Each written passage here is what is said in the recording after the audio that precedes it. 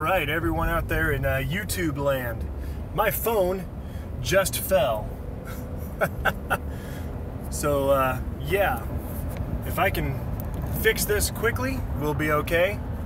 If not, I'm gonna pull over and fix it. There we go. Right as I tried to hit go live, my phone fell. But I think we're good now. And I hope I'm upright on your screen.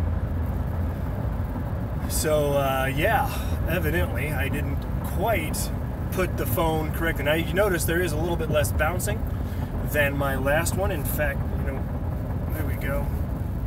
There is a little bit less bouncing than in my last video, and I went ahead and plugged that in there. So that's good. A lot more stable. Anyway, as you see on my title, I want to talk a little bit about David Hogg. For those of you who don't know, this is the young political activist, social justice warrior who has been calling for, well, I'll be blunt. What he's saying he's calling for is stricter gun control, but what he's actually calling for is a repeal of the Second Amendment. And people like him, so far they've been saying, we don't want to take your guns. That's what they've been saying. We don't want to take your guns. But in reality, they want to take our guns, and that's been proven time and time again. It's not even subjective, it's objective. They want to take everyone's guns. They want to repeal the Second Amendment. They want to make guns illegal. That is their goal. And I'm not saying that's the goal of every person who wants stricter gun laws. Don't get me wrong. That's not what I'm saying. But that is his goal. There are people who think we should have stricter gun laws, and they are okay with people having guns. They don't want to repeal the Second Amendment. But the average person that you talk to that is talking about all this, that says we need stricter gun laws, they actually want to repeal the Second Amendment. They do, in fact, want to take away guns. But anyway, David Hogg leading this. He was one of the survivors of the shooting that happened a while back that killed many people. And he's kind of been at the forefront of this, and he was supposed to debate another of the survivors, and did not. He backed out of it. He's been under fire recently because he's been denied entry into several colleges. But here, the thing I want to talk about today, and this will not take long, is what he has become. All right, I'm not going to sit here and I'm not going to tell you like some other, conservative talk show hosts that'll say, oh, he's just a crisis actor or whatever. Is that possible? Well, obviously it's possible. Is it likely? No, it's not likely. What really seems to happen in my mind is he survived it and he said, okay, we need to get rid of guns. All right, that's not an unreasonable conclusion to come to. It's wrong. Downright wrong, but I can see how he comes to that conclusion. But anyway, so all right, so yeah, I got disconnected there. But yeah, so he's wrong, but I could see how he would come to that conclusion. But he's gone from that to be this leader of sorts. I believe he has somewhere in the neighborhood of 750,000 Twitter followers now. That's no small amount. And what he's done is he's actually called for a boycott on some people. Someone on Fox News made fun of him for not being able to get into college. And I'm not saying that he is unable to get into college, but he was declined by several colleges. And what did he do? He retaliated by calling for a boycott of this person and a boycott of advertisers. And advertisers responded. And a lot of advertisers quit advertising during this show. Now he has called for a boycott of investment bankers who happen to invest in the weapons industry. who happen to invest in Smith & Wesson. So let me tell you, a lot of people are not going to like this.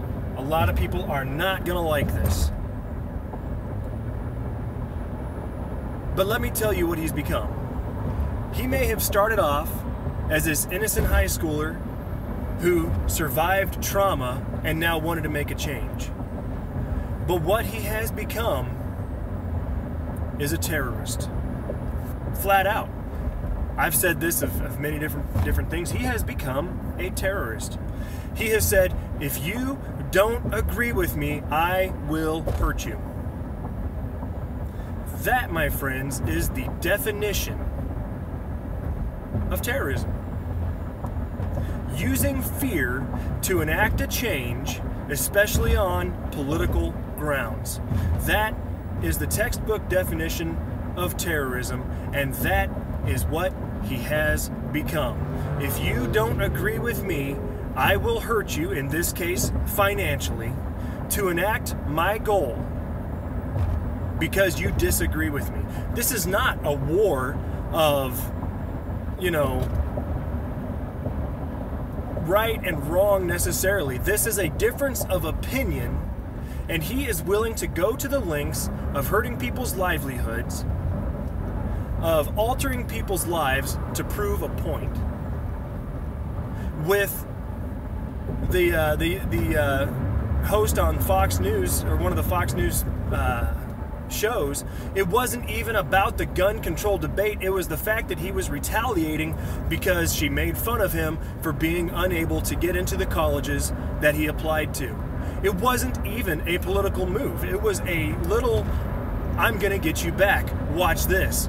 It was a display of power that a petulant child would make. That's what it was. You're gonna make fun of me? Oh, I'm gonna hurt you monetarily. That's what it was. Was she wrong for making fun of him? Maybe. I find it hilarious myself.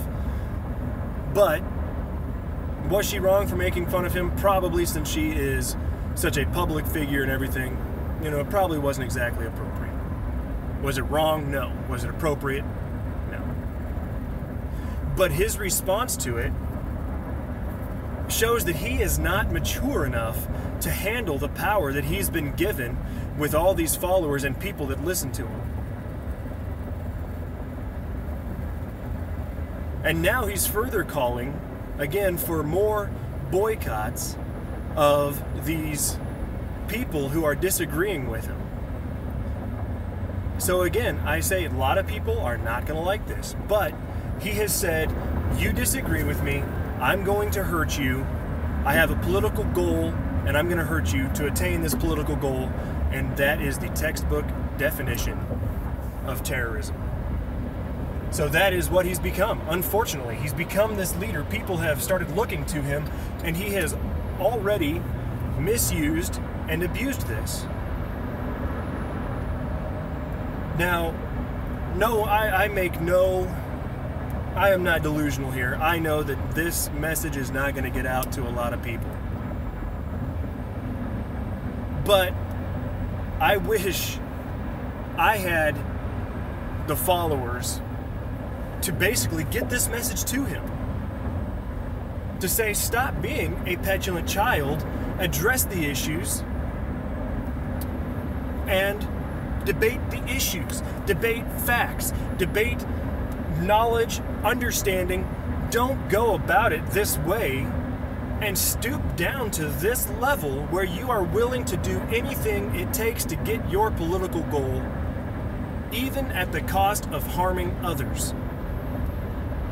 So anyway, I just wanted to say that, and not going to have a very long episode today. I'm going to go ahead and call it quits there. It's only been about 9.5 minutes or so, but that's going to be all for me today. I've said my rant, I've said my piece. I don't need to keep repeating myself. Don't need to be redundant. Don't need to say the same thing over and over again. But anyway, if you have an opinion, and I know you do, don't forget to comment below on your opinion. If you disagree with me, let me know.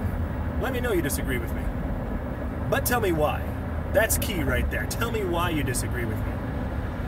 But if you've liked what you've seen here, or if you haven't liked what you've seen here, let me know. Don't forget to like, comment, and of course subscribe to the channel. And another thing is hit the bell so you get notified when I go live or I post a new video. But as always, I'm Sapper Woody, and it's been fun.